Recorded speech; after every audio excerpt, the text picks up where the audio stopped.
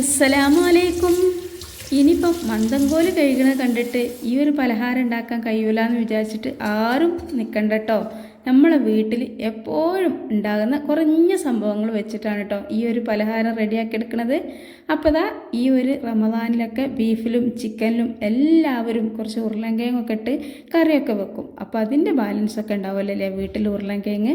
അതുകൊണ്ട് നിങ്ങൾ ഒരു മീഡിയം സൈസിലുള്ള ഉരുളൻകിഴങ്ങ് നല്ലോണം തൊലിയൊക്കെ കളഞ്ഞിട്ട് ഇതുപോലെ കൊത്തി നുറുക്കിയിട്ട് കുക്കറിലിട്ടിട്ടൊന്ന് വേവിച്ചിട്ട് ഇതുപോലെ ഒരു പാത്രത്തിലിട്ടിട്ടതാ മന്ദങ്കോല് വെച്ചിട്ടോ അതല്ലെങ്കിൽ നിങ്ങൾ കൈപ്പാട്ടൊക്കെ ഉണ്ടാവുമല്ലോ നമ്മൾ ചായക്ക് ഒഴിക്കണേ അതിൻ്റെ മൂട് വെച്ചിട്ടോ എന്താണോ നിങ്ങൾക്ക് ഉടക്കാൻ പറ്റുന്നത് നിങ്ങളെ വീട്ടിലുള്ള അതുകൊണ്ട് ഇതുപോലെ നല്ലോണം നൈസായിട്ടൊന്ന് ഉടച്ചെടുക്കട്ടോ. എന്നിട്ട് നമുക്കിതിലേക്ക് വേണ്ട സംഭവം എന്ന് വെച്ചാൽ ഇതാ ഒരു മീഡിയം സൈസിലുള്ള സവാള കുനുകുനായിട്ട് കട്ട് ചെയ്തതാണ് കേട്ടോ. നന്നാക്കി ചെറുതായിട്ട് തന്നെ കട്ട് ചെയ്യുക. അല്ലാന്നുണ്ടെങ്കിൽ നമുക്ക് ഈ ഉള്ളിയൊക്കെ ഇങ്ങനെ അങ്ങോട്ടും ഇങ്ങോട്ടും മാറി തെന്നിയൊക്കെ നിൽക്കും. അപ്പോൾ ചെറുതായിട്ട് കട്ട് ചെയ്തിട്ട് ഇതിലേക്ക് ചേർത്ത് കൊടുക്കാം. അപ്പോൾ ഇതാ അതും കൂടി ചേർത്ത് കഴിഞ്ഞിട്ട് പിന്നെ നമുക്ക് വേണ്ടത് ഇതാ ചെറിയൊരു കഷ്ണം ഇഞ്ചി ചെറുതായിട്ട് അരിഞ്ഞതും ഒരു പച്ചമുളക് ചെറുതായിട്ട് അരിഞ്ഞതും കൂടെയാണ്. ഇഞ്ചി ഇതാ പറ്റ ചെറുതാക്കണം കേട്ടോ, നല്ലോണം ചെറുതാക്കണതാ ഇതുപോലെ കട്ട് ചെയ്തിട്ട് എടുക്കണം. ഇനിയിപ്പോൾ നിങ്ങൾക്ക് വേണമെന്നുണ്ടെങ്കിൽ നമ്മൾ ഈ ഇഞ്ചിയും പച്ചമുളകൊക്കെ ഇതാക്കണവരില്ലേ അതിലിട്ടുന്നതെന്ന് ചതിക്കാലും മതിയാവും. അപ്പോൾ അത് രണ്ടും ഞാൻ അതിലേക്ക് ചേർത്ത് കൊടുത്തിട്ടുണ്ട്. പിന്നെ ഞാൻ ചേർത്ത് കൊടുത്തത് നല്ലൊരു ഫ്ലേവർ, നമ്മൾ ഈ ഒരു പലഹാരം നല്ല ടേസ്റ്റ് കിട്ടാൻ വേണ്ടിയിട്ട് ലേശം മല്ലിച്ചപ്പിൻ്റെ ആണ് കേട്ടോ. അതിപ്പോൾ നമ്മൾ വീട്ടിൽ ഉണ്ടാവുമല്ലോ നോമ്പൊക്കെ ആയിട്ട്. ഇനിയിപ്പോൾ എത്ര മല്ലിച്ചപ്പ് വീട്ടിൽ കൊണ്ടുവരാത്തോലും ഈ ഒരു നോമ്പൊക്കെ ആകുമ്പോൾ മല്ലിച്ചപ്പൊക്കെ കൊണ്ടുവന്ന് വെക്കും. പിന്നെ ഇതാ നമുക്ക് വേണ്ടത് ലേശം മുളക് പൊടിയാണ് കേട്ടോ. ഞാൻ കാശ്മീരി മുളക് പൊടിയാണ് ചേർത്തിട്ടുള്ളത്. അത് ഒരു 1/2 ടേബിൾ സ്പൂൺ എടുത്തിട്ടുണ്ട്. ഇനിയിപ്പോൾ നമ്മൾ സാധാരണ മുളക് പൊടിയാണ് എടുക്കണമെന്നുണ്ടെങ്കിൽ ഒരു 1/4 ടേബിൾ സ്പൂൺ മതിയാവും. പിന്നെ അതുപോലെ തന്നെ ഒരു 1/4 ടേബിൾ സ്പൂൺ മഞ്ഞൾപ്പൊടി, 1 ടേബിൾ സ്പൂൺ മല്ലിപ്പൊടി, ലേശം കായപ്പൊടി. അപ്പോൾ കായപ്പൊടിയൊക്കെ ഓപ്ഷനിലാണ് കേട്ടോ. ഇതൊന്നും ഇപ്പം എല്ലാവരുടെ അടുത്തും ഉണ്ടാവില്ല. അങ്ങനെയാണെങ്കിൽ ഇത് ഒഴിവാക്കുക. പക്ഷേ ഈ ഒരു കായപ്പൊടിയൊക്കെ ചേർക്കുമ്പോൾ നമ്മളെ പലഹാരം വല്ലാത്തൊരു ടേസ്റ്റ് ആയിരിക്കും. അപ്പോൾ അതുള്ളവരുണ്ടെങ്കിൽ എടുക്കുക, അല്ലാത്തവർ അവോയ്ഡ് ചെയ്യുക. പക്ഷേ പലഹാരങ്ങൾ ആരും ഉണ്ടാക്കാതിരിക്കരുത് കേട്ടോ, കാരണം അത്രയ്ക്ക് സിമ്പിളാണ്. അപ്പോൾ നിങ്ങൾക്ക് ഇതിൽ ഞാൻ ഇട്ട് കൊടുക്കുന്ന സംഭവത്തിൽ നിങ്ങളുടെ അടുത്ത് ഇല്ലാത്ത കണ്ട് ഒഴിവാക്കുക. പക്ഷേ ഇതിൽ മെയിൻ ഇൻഗ്രീഡിയൻസുകളൊക്കെ നിങ്ങളെ കയ്യിലുണ്ടാവും. പിന്നെ അതുപോലെ തന്നെ ഞാൻ ഗരം മസാലയ്ക്ക് പകരം ലേശം ചിക്കൻ മസാലയാണ് ഇട്ട് കൊടുത്തിട്ടുള്ളത്. അപ്പം ചിക്കൻ മസാല ഇല്ലാത്തവർ ലേശം ഗരം മസാല ചേർത്ത് കൊടുക്കുക. പിന്നെ നമുക്ക് ഇതിലേക്ക് വേണ്ടത് ഇതാ കോൺഫ്ലോറാണ്. കോൺഫ്ലോർ ഒരു 4 ടേബിൾ സ്പൂൺ ഇട്ട് കൊടുക്കുന്നുണ്ട്. അപ്പോൾ ഞാൻ നേരത്തെ പറഞ്ഞല്ലോ നിങ്ങളോട് നിങ്ങളുടെ അടുത്ത് ഇല്ലാത്തത് ഒഴിവാക്കാന്ന്. പക്ഷേ കോൺഫ്ലോർ ഒഴിവാക്കരുത്. കോൺഫ്ലോറിന് പകരം നിങ്ങൾ മൈദപ്പൊടിയോ അതല്ലെങ്കിൽ ലേശം ഗോതമ്പ് പൊടിയൊക്കെ ചേർത്ത് കൊടുത്താൽ മതിയാവും. കഴിയണതും മൈദപ്പൊടിയോ കോൺഫ്ലോറോ ചേർത്ത് കൊടുക്കുക കേട്ടോ. നല്ല ഹെൽത്തി ആയിട്ടുള്ള പലഹാരം കിട്ടണം എന്നുണ്ടെങ്കിൽ കോൺഫ്ലോറോ അല്ലെങ്കിൽ ഗോതമ്പ് പൊടി ചേർത്താൽ മതിയാവും. ഏതായാലും ഞാൻ ഇതിലേക്ക് ലേശം ഉപ്പും കൂടെ ചേർത്തിട്ട് നല്ല പോലെ ഒന്ന് കുഴച്ചെടുക്കണം കേട്ടോ. ഇതിലേക്ക് നമ്മൾ വെള്ളമൊന്നും ഒരു പൊടി ഒഴിക്കണ്ട. എന്നാലും ആ ഒരു ഇതിൽ തന്നെ ഇതിനുള്ള വെള്ളമൊക്കെ ഉണ്ടാവും. കാരണം നമ്മൾ സവാളയിലും ഒക്കെ ഉണ്ടാവും. അപ്പോൾ ആ ഒരു പൊടി 4 ടേബിൾ സ്പൂണല്ലേ ഉള്ളൂ. അത് കുഴക്കാൻ വേണ്ടിയിട്ട് ഇനി വെള്ളമൊന്നും പോയിട്ടെടുക്കണ്ട കേട്ടോ. കാരണം ഉരുളൻകിഴങ്ങും എല്ലാം കൂടി ചേരുമ്പോൾ വെള്ളം പാകാവും. ഇനി വെള്ളം കുറച്ച് ഒരു ലൂസാണെന്ന് നിങ്ങൾക്ക് തോന്നുകയാണെങ്കിൽ നമ്മളിതാ ബ്രെഡ് ക്രംസ് ഒക്കെ റെഡിയാക്കി എടുക്കുന്നുണ്ട്. അതിനൊരു 2 പിടുത്തം ബ്രെഡ് ക്രംസ് ഇട്ടിട്ട് ഒന്ന് കുഴച്ചെടുത്താൽ മതിയാവും.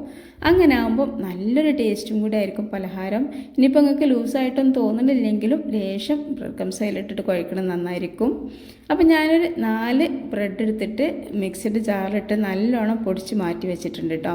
മിക്സിഡ് ജാറ് നല്ലോണം ഡ്രൈ ആയിട്ടിരിക്കണം. അല്ലാന്നുണ്ടെങ്കിൽ നമ്മൾ ആ ഒരു ബ്രെഡ് ക്രംസ് നനഞ്ഞു പോകും, പിന്നെ നമുക്ക് സുഖം കിട്ടില്ല.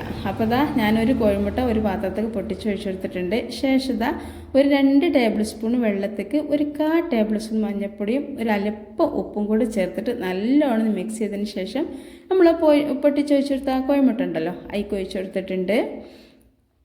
ഇനി ഈ കോഴിമുട്ടൻ്റെ വൈറ്റും എഗ്ഗും അപ്പം കുറച്ച് വർത്താനൊക്കെ മാറി പോകുന്നുണ്ട് കേട്ടോ. കാരണം നോമ്പ് നോറ്റ് ഉച്ചയാകുമ്പോൾ കുറച്ചൊക്കെ അങ്ങനെയൊക്കെ ഉണ്ടാവും. എഗ് വൈറ്റും എഗ് യോക്കെന്ന് പറഞ്ഞതാണ് കേട്ടോ. അപ്പോൾ കുറച്ചൊക്കെ മാറിപ്പോയിട്ടുണ്ട്. ഏതായാലും ഇതാ കോഴിമുട്ടൻ്റെ വെള്ളയും മഞ്ഞും അതപ്പോൾ നല്ലത്. അതിൻ്റെ ലേശം നല്ലോണം അതിങ്ങനെ മിക്സാണ് വരെ ഒന്ന് മിക്സ് ചെയ്തെടുക്കുക. എന്നിട്ട് നമുക്ക് എന്ത് ചെയ്യുക, ആ കോഴിമുട്ടയിൽ ഒന്ന് കൈ ഒന്ന് മുക്കിയതിന് ശേഷം നമുക്ക് ഈ ഒരു മാവ് നമ്മളെ കൈമേൽ ഒട്ടി പിടിക്കാതിരിക്കാൻ വേണ്ടിയിട്ട് കൈ ഒന്ന് മുക്കുക. എന്നിട്ട് ഇതുപോലെ ഒരു ചെറുനാരങ്ങൻ്റെ വലുപ്പത്തിലുള്ള ഇതെടുക്കുക കേട്ടോ, ഒരു ബോൾസ് എടുക്കുക. എന്നിട്ട് കോഴിമുട്ടയിൽ മുക്കിയിട്ട് ബ്രെഡ് ക്രംസിൽ വേണമെങ്കിൽ ഇടുക. അതല്ല ഇനിയിപ്പോൾ നിങ്ങൾക്ക് കോഴിമുട്ട നിങ്ങളെ കയ്യിലില്ല എന്നുണ്ടെങ്കിൽ എന്ത് ചെയ്യുക, ഞാനിപ്പോൾ ഇത് ചെയ്യണേ ഇതുപോലെ ആദ്യം നമ്മളെ കയ്യിൽ കുറച്ചൊന്ന് ഓയിൽ സ്പ്രെഡ് ചെയ്തിട്ട് ഇതുപോലെ ചെറിയൊരു ബോൾസാക്കി എടുത്തിട്ട് അതുപോലെ ഒന്ന് പരത്തി കൊടുക്കുക. എന്നിട്ട് ഇതിലേക്ക് ഇട്ട് കൊടുക്കുക ബ്രെഡ് ക്രംസിൽ കേട്ടോ. കോഴിമുട്ടൻ്റെ ആവശ്യമില്ല.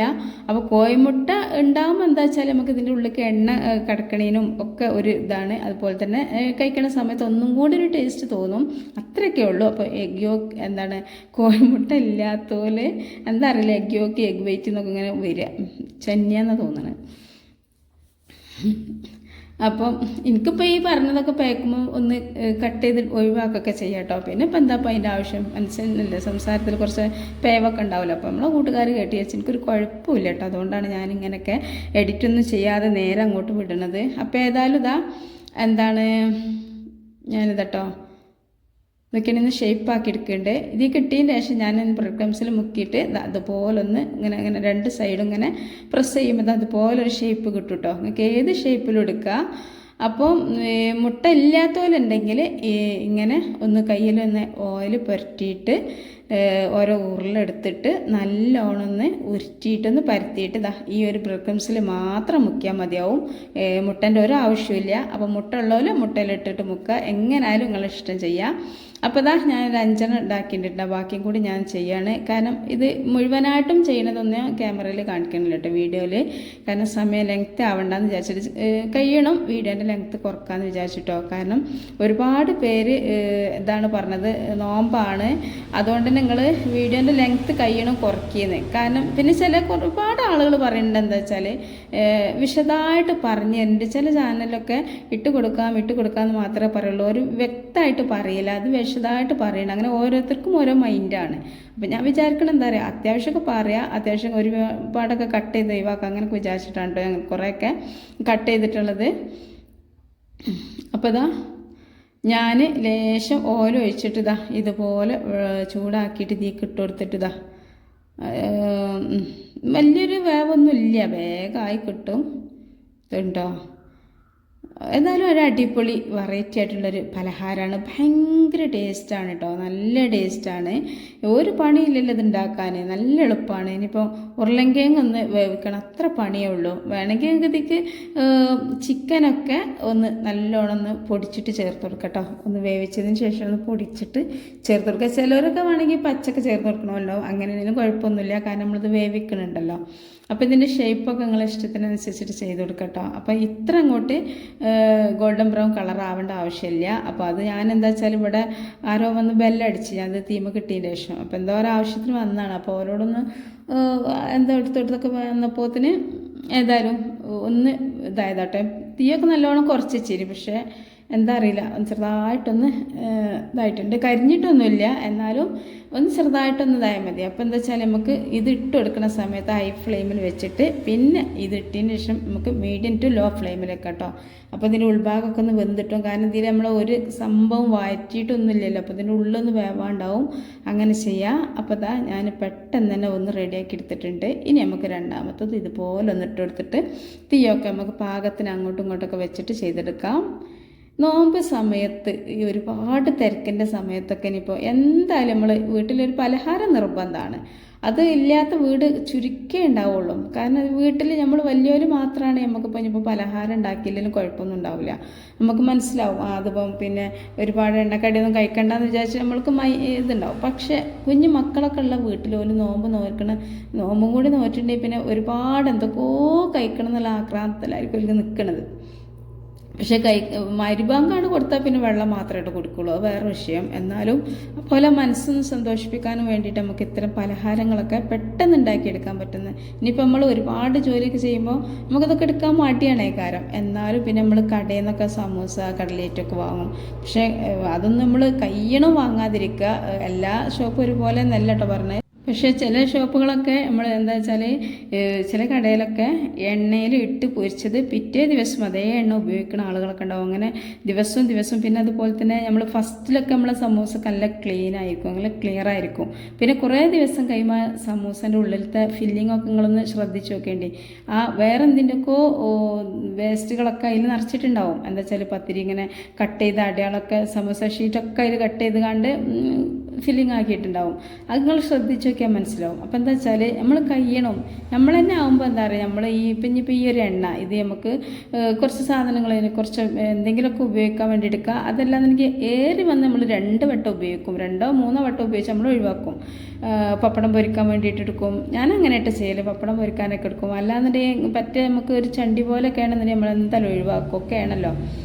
പിന്നെ നമ്മൾ ആവശ്യത്തിന് ഒഴിക്കുകയുള്ളൂ. ഓല് തന്നെ വലിയൊരു ചട്ടി വെച്ചിട്ട് എടുക്കുമ്പം കുറേ ഉണ്ടാവും. ഞാനിപ്പോൾ ഇതിപ്പോൾ പരന്ന ചട്ടിയിട്ട് കുറച്ച് ഓല ഒഴിച്ചിട്ടുള്ളൂ. ഇനിയിപ്പോൾ ഇത് വല്ലാതൊന്നും നമുക്ക് എന്തെങ്കിലുമൊക്കെ ഒരു 1-2 കാര്യങ്ങൾ ചെയ്യാനേ ഉണ്ടാവുള്ളൂ കേട്ടോ. പിന്നെ ബ്രെഡ് ക്രംസൊക്കെ കൂടിയതാകുമ്പോൾ എന്താ വെച്ചാൽ സാബു ഉണ്ടാക്കുക, അങ്ങനത്തെ പരിപാടിക്കൊക്കെ വേണ്ടിയിട്ട് മാറ്റി വെക്കുക. ഏതായാലും നമ്മൾ ഓയിൽ ചൂടാക്കിയത് വീണ്ടും ചൂടാക്കി കഴിഞ്ഞാൽ നമുക്ക് ഒരുപാട് പ്രശ്നങ്ങളുണ്ടാവും. അപ്പോൾ എന്താ വെച്ചാൽ നമുക്ക് നല്ല ഹെൽത്തി ആയിട്ട്, അല്ലെങ്കിൽ ഇപ്പോൾ നിങ്ങൾ വിചാരിക്കും ഇതിപ്പോൾ പൊരിച്ച് കഴിക്കണം വലിയ ഹെൽത്തി ഒന്നുമല്ലല്ലോ എന്ന്. ശരി തന്നെയാണ്, എന്നാലും ഇപ്പോൾ നമ്മൾ പൊരിക്കാതെ കഴിക്കണമൊന്നുമില്ലല്ലോ. നോമ്പ് തുറക്കുന്ന സമയത്ത് എല്ലാ വീട്ടിലും ഉണ്ടാവും എണ്ണക്കടിയൊക്കെ. പിന്നെന്ന് പറഞ്ഞാൽ നമ്മൾ കടയിൽ നിന്ന് വാങ്ങണ എന്തായാലും വാങ്ങിക്കൊണ്ടിരുന്നുണ്ട്. അപ്പോൾ അതിനേക്കാളൊക്കെ നല്ലത് ഇതുപോലുള്ള ചിലവ് ചുരുങ്ങിയ രീതിയിൽ സിമ്പിളായിട്ട് വെറൈറ്റി ആയിട്ട് ഉണ്ടാക്കിയെടുക്കാൻ പറ്റുന്ന ഈ ഒരു പലഹാരമൊക്കെ നിങ്ങൾ ഉണ്ടാക്കി നോക്കുക. ഒരു ഒറ്റ ഉരുളങ്ങ, ഒരു ഉള്ളി, പിന്നെ ഒരു 4 സ്പൂൺ കോൺഫ്ലോർ, അത്രയ്ക്കല്ലേ ചിലവുള്ളൂ. സിമ്പിളായിട്ട് ഉണ്ടാക്കുകയും ചെയ്യാം. പിന്നെ നമുക്ക് പേടിക്കാതെ നമ്മുടെ മക്കൾക്ക് കൊടുക്കുകയും ചെയ്യാം. അതാണ് ഇപ്പോൾ ഉള്ള ഗുണം. പിന്നെ ഇത് എണ്ണൊന്നും കുടിക്കണില്ല കേട്ടോ. ബ്രെഡ് ക്രംസ് ഒക്കെ ചെയ്തുകൊണ്ട് തന്നെ എണ്ണൊന്നും കുടിക്കണില്ല. നല്ല ക്രിസ്പിയാണ് കേട്ടോ, നല്ല ക്രിസ്പിയാണ്, നല്ല ടേസ്റ്റുമാണ്. നിങ്ങൾക്ക് വേണമെങ്കിൽ കുറച്ച് ചിക്കനൊക്കെ മിക്സിൻ്റെ ജാറിലിട്ടിട്ട് ഒന്ന് അരച്ചിട്ടൊക്കെ ആ ഒരു നമ്മൾ കോൺഫ്ലോർ എല്ലാം കൂടി കുഴച്ചില്ല, ഉള്ളി എല്ലാം കൂടി അതിൽ ഇട്ട് കൊടുത്താൽ മതി. കുഴച്ചിട്ടെടുത്താൽ ഭയങ്കര ടേസ്റ്റാണ്. ഇതും നല്ല ടേസ്റ്റാണ്. വേണമെങ്കിൽ ടൊമാറ്റോ കച്ചപ്പിൻ്റെ കൂടെ എന്തിൻ്റെ കൂടെ വേണമെങ്കിലും കഴിക്കാം. ഇനിയിപ്പോൾ നല്ല ചൂട് കട്ടൻ്റെ കൂടെയൊക്കെ നല്ല ടേസ്റ്റാണ് കേട്ടോ. അപ്പോൾ എന്താ വെച്ചാൽ ഈ വീഡിയോക്ക് നിങ്ങൾ താഴെ ലൈക്ക് ചെയ്യാൻ മറന്ന കൂട്ടുകാരൊക്കെ ഉണ്ടെങ്കിൽ പ്ലീസ് ഒന്ന് ലൈക്ക് ചെയ്തിട്ട് സപ്പോർട്ട് ചെയ്യുക. പിന്നെ അതുപോലെ തന്നെ ഈ ഒരു ഹെൽത്തി ആയിട്ടുള്ള ഈ ഒരു അടിപൊളി വെറൈറ്റി ആയിട്ടുള്ള വളരെ സിമ്പിളായിട്ട് ഉണ്ടാക്കിയെടുക്കാൻ പറ്റുന്ന ഈ ഒരു പലഹാരം നിങ്ങൾ പരമാവധി ആളുകളിലേക്ക് ഷെയർ ചെയ്യുക. പിന്നെ അതുപോലെ തന്നെ ഇതുപോലെയുള്ള സിമ്പിളായിട്ടുള്ള വെറൈറ്റി റെസിപ്പീസൊക്കെ നിങ്ങൾക്ക് എപ്പോഴും കിട്ടണം എന്നുണ്ടെങ്കിൽ നിങ്ങൾ ചാനൽ സബ്സ്ക്രൈബ് ചെയ്യാതെ കാണുന്ന കൂട്ടുകാരൊക്കെ ആണെങ്കിൽ ഒന്ന് സബ്സ്ക്രൈബ് ചെയ്യുക. അതിൻ്റെ കൂടെ തൊട്ടടുത്ത് ബെല്ലൈക്കൺ വരും, അതും നിൽക്കുക. അപ്പോൾ ഓൾ എന്നുള്ള ഓപ്ഷനും കൂടി വന്നാൽ അതിലും കൂടി ക്ലിക്ക് ചെയ്താൽ ഞാനിടുന്ന ഇതുപോലെയുള്ള സിമ്പിളായിട്ടുള്ള വെറൈറ്റി റെസിപ്പീസൊക്കെ നിങ്ങൾക്ക് മിസ്സാതെ കിട്ടും കേട്ടോ. അപ്പോൾ ഇനി ഞാൻ അടുത്ത വീഡിയോ ആയിട്ട് വരാം. അതുവരെ നമ്മുടെ എല്ലാ കൂട്ടുകാർക്കും ഒരുപാട് സ്നേഹത്തോടു കൂടി അസ്സലാമു അലൈക്കും.